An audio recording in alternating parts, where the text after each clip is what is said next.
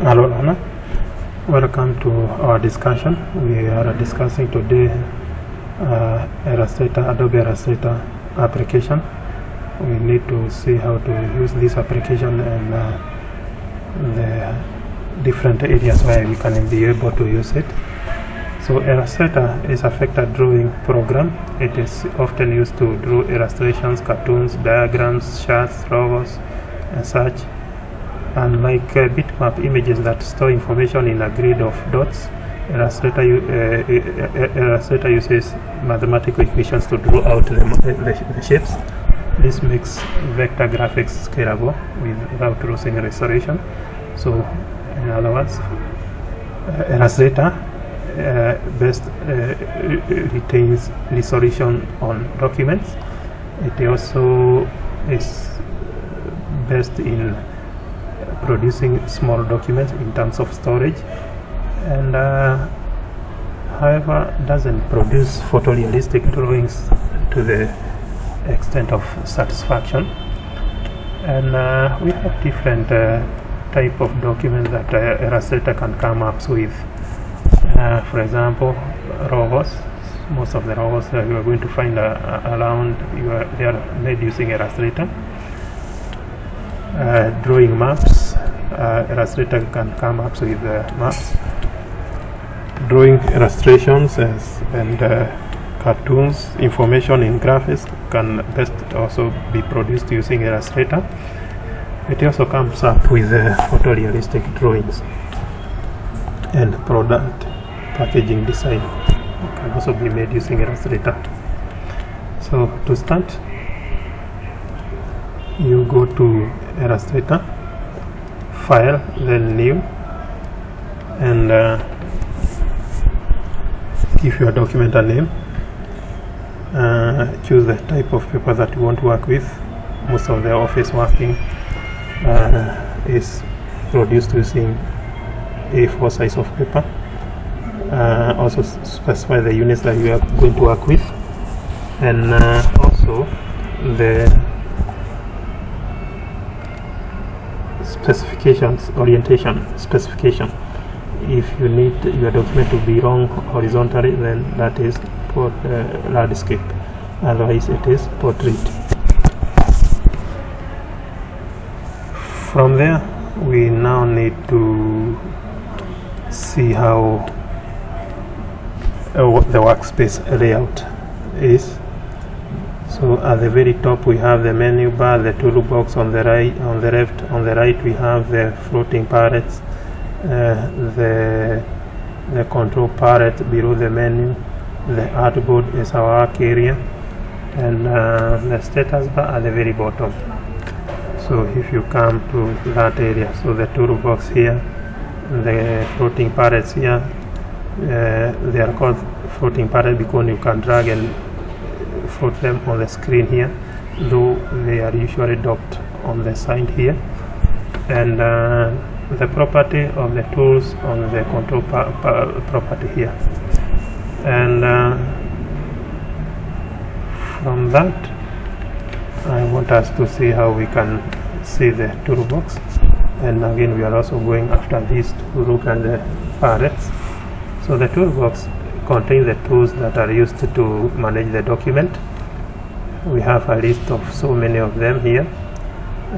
We may not be able to discuss each one of them at the start, but as we continue working with Illustrator, we are going to understand how to work with most of these tools as we move on. So at this point, I want us to look at the floating palette also.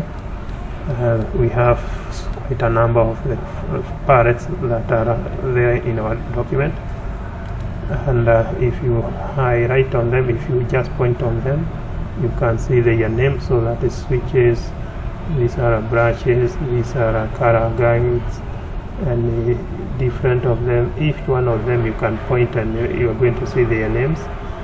So you can see them listed as they are in our document. So we have switches, brushes. Also we are going to understand how to work with them as we move on. So when you are saving your document, let's see, you going to understand something that I want you to understand here. We have three major document types that Illustrator works with. So Illustrator works with .ai, .eps, .ait file formats or type of documents, and these are documents that are Illustrator formats. Otherwise, .pdf can also be used with Illustrator. The only difference here is that we know common knowledge that PDFs are not editable documents, but if you need to edit them, then when saving with Illustrator, make sure you preserve the editing capability, so that later when you are going to open that document, it is going to manage to edit with PDF with Illustrator. Now, drawing shapes. So we look at the shapes and then we also look at the other tools. So most of these tools, all these tools that have pointers on them, can you see? It means we have more than one tool that are there. So all tools that you can see they have a pointer on them, it means we have more than one tool that are there, including the shape. So you have several shapes that you can see here. So you can just pick one of them, click and hold the mouse and drag, and then where you release, it is going to draw that shape. So I want us to see how we can use the select tool and direct select tool. So these two tools are this one, the select and then direct select tool. The select tool is used to select an object. If it is not selected, you click and it is selected. Now you can be able to use it to also the select tool to drag the object around and to resize the object. You can be able to drag these corners and resize the object. The corner also, if you highlight it, you can see the pointer, two pointers sitting on each other. They are used to rotate the object. So the direct select tool can be able to rotate and drag objects. But the direct select tool, other than dragging the object around, if you click that corner twice to select it around, if you drag it, it is going to resize the object or to reshape the object. Okay.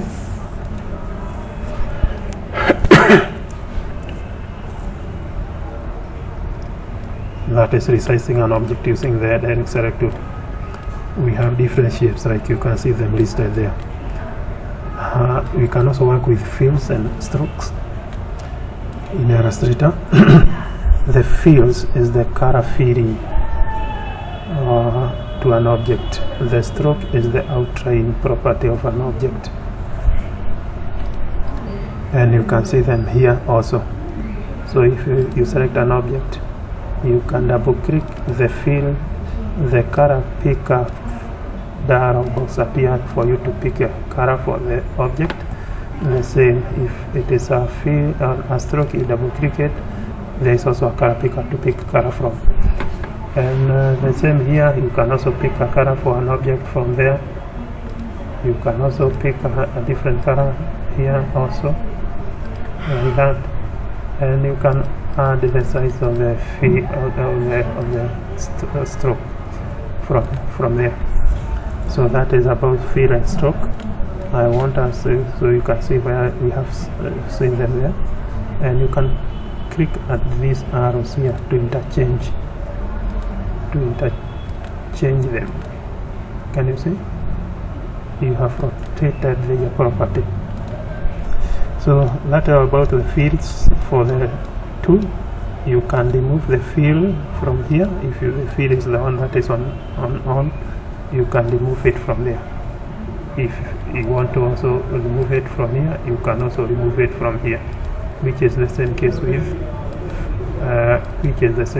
the stroke. You can also remove it from there, or you can just place it here and remove it from there also.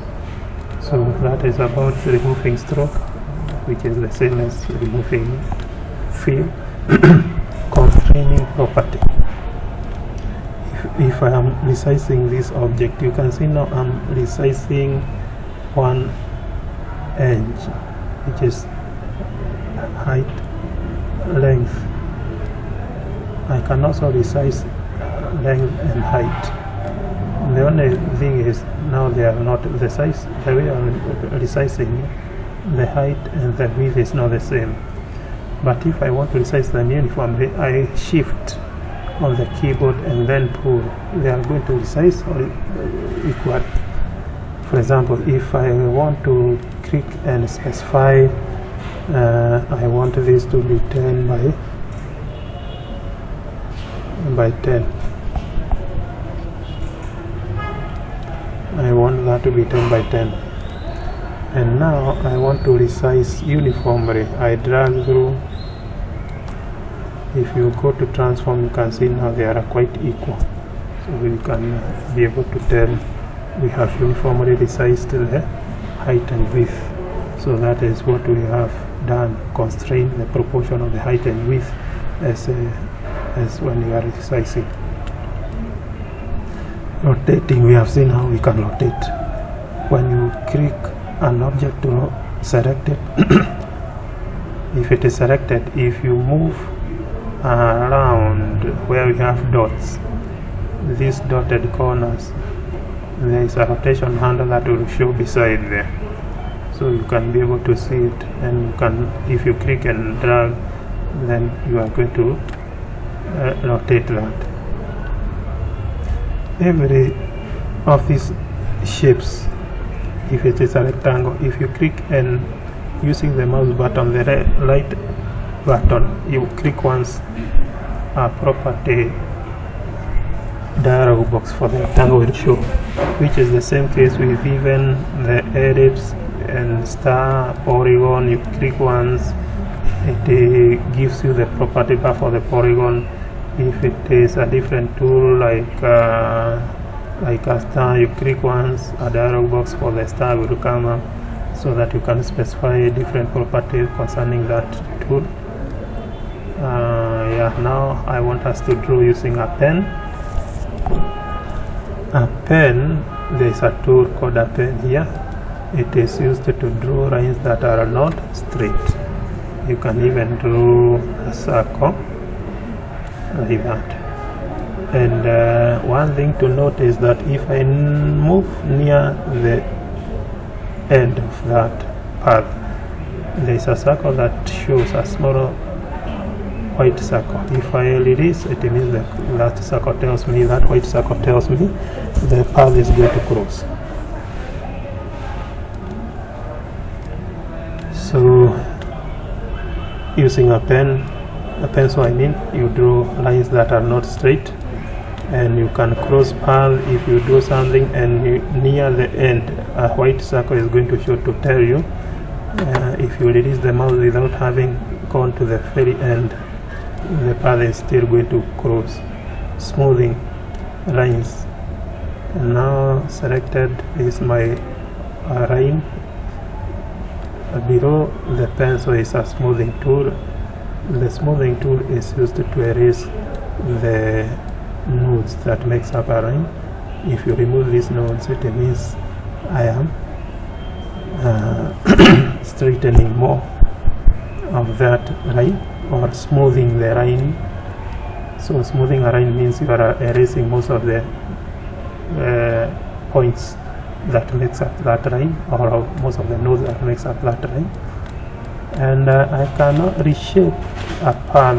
Maybe if this path was made using pencil and I pick the pencil tool,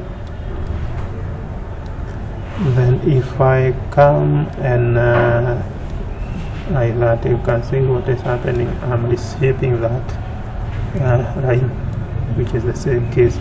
If I cross here, it should completely reshape and become otherwise. There is a property concerning a pen that I can activate to see maybe some property concerning the pen, like clarity, smoothness and such, which is the same case. If I double click the pencil, you can see those properties. And if I double click even another tool, most of these tools you can specify different properties of that tool to change them if you need to. Now drawing with a pen, let's see what I can do with a pen. There is a tool that I call the pen, which is working more just like how the pencil was working. So the pen is here. The pen draws straight line unlike the pencil, and it keeps drawing until when you stops by entering. If you need now to draw something else, you now keep on drawing.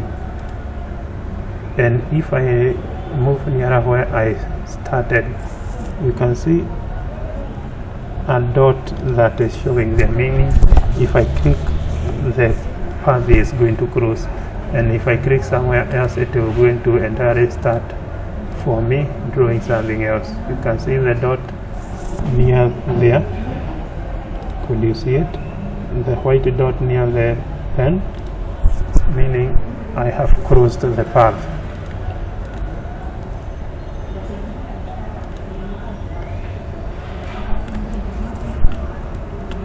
So this white dot beside the pen, if I was here, if I click there, this dot means it is going to cross the path like that. Curved lines using the pen, I can click using the pen and click somewhere else, and when you click the second point, don't release the mouse, drag until something is drawn for you. If I come this direction, it's still going to draw like that. If I click there, if I need it to be more again like that, until it becomes where I want it to be. Now that was changing the path by clicking and dragging the mouse until it curves the way you want it to be. You can draw circular until you draw it back to where it stops, so that you can draw something circular. Adding anchor points using the pen. If I click on an edge like this, is that a pen? No pen. Yeah, pen. If you click, an anchor is going to be added. If I want to delete, I just click that, it is going to remove like that. So if you click at a point like this where there is no node, a node is going to add. If you click using the pen to a node, it is going to delete that node. Yeah, so that is how to add anchor points or removing the anchor points. Carving anchor points. Now I'm going to use the direct select tool.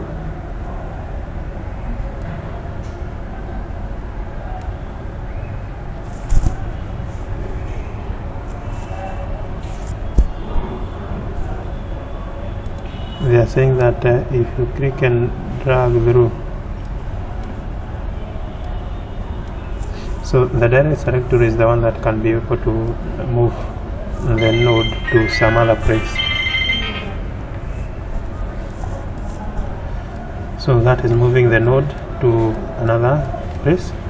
Changing anchor direction, still using the same. You can be able, these are anchor control handles. You can be able to control the anchor curve, or controlling the curve direction using the anchor direction or the anchor control handles. So these ones. There is an exercise I want us to do together. I want us to draw a key. So you are going to draw by using the pen, click and hold and drag, so that you curve until it becomes like this. So let's see, at the end you should have something like this. So let me try that with you. Here I draw, so take the pen, so click the second point and drag through to curve that. Click that point again, take the next point, drag through again, click that node again, so that now come here, can hold that, continue drawing, continue,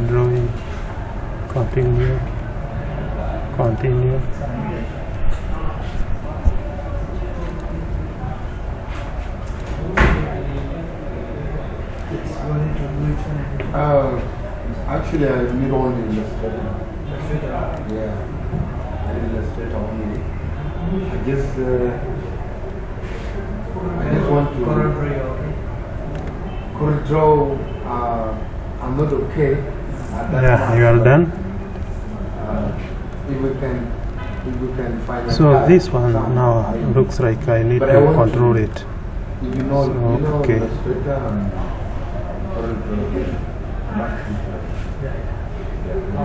using the direct select tool, I want to control that area. The way it was, okay, you can see it has worked out for me. Yeah. So now the key is there.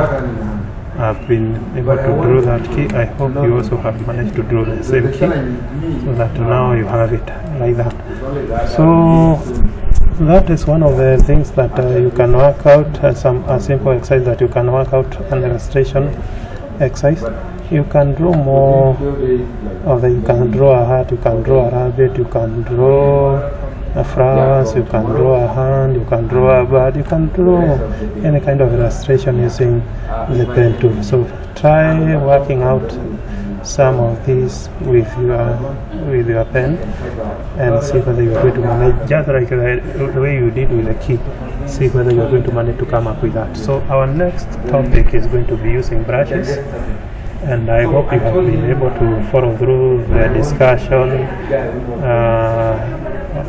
with me. So far, to recap of what we have managed to do together, let me see. We have managed to do some basic shapes. We have managed to do working with pen and pencil, and we have seen how we can use this together. We have worked out shapes. We have worked out fills and strokes. We have used a pencil and a pen. So I hope you have managed to, and you have understood through that discussion. So I hope to see you in our next discussion. So that is week 2. We are going to use brushes and the rest of the topics that are listed here. So remember to subscribe to our channel so that our next discussion we are going to be together with you, so you can be notified when I share the next video on our next discussion, and also share this with friends so that we can learn together. So see you there. Thank you.